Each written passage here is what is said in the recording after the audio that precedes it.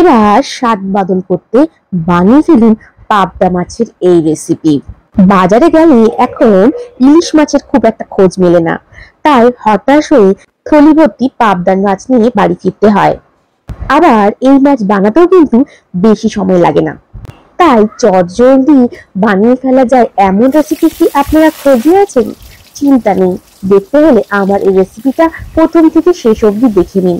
এবার তেলের মধ্যে লম্বা লম্বা করে কেটে রাখা বেগুন আর আলু দিয়ে দিলাম। একদম নতুনত্ব আছে এই রেসিপিটার মধ্যে। বেগুন আলু ভাজা হয়ে গেলে এবারে ওই তেলের মধ্যে এক এক করে পাবদা মাছগুলো আমি ভেজে নেব। রান্নাটা কিন্তু একদম কম তেল আর কম মশলার রান্না। কথা দিচ্ছি, এই রান্না কিন্তু খেলে বারবার খেতে চাইবেন।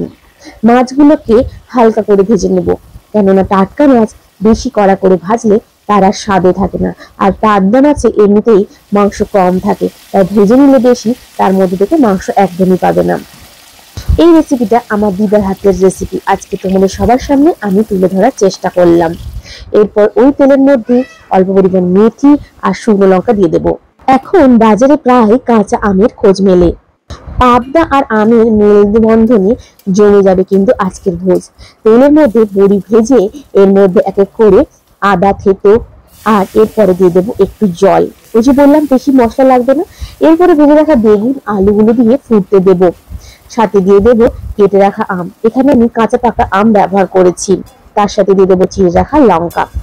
ব্যাস, আর কি, ঝোল আপাতত ফুটে উঠলে দিয়ে দেবো ভেজে রাখা মাছগুলো। কি চটজলদি রান্না, তাই না? দেখতে যেমন মজা লেগেছে, খেতে কিন্তু আরো বেশি চমৎকার লাগবে।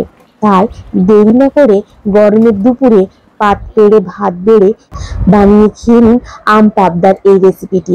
ভালো লাগলে অবশ্যই লাইক করে পাশে থাকবেন। আজকের মতো টাটা বন্ধুরা।